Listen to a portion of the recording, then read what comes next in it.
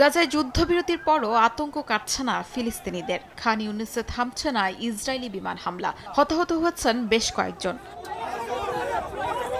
অধিকৃত পশ্চিম তীরে একদিকে অভিযান দমনপীড়ন চালিয়ে যাচ্ছে নেতানিয়াহু বাহিনী, আর একদিকে ফিলিস্তিনিদের ওপর হামলা করে যাচ্ছে ইসরায়েলের অবৈধ বসতি স্থাপনকারীরা।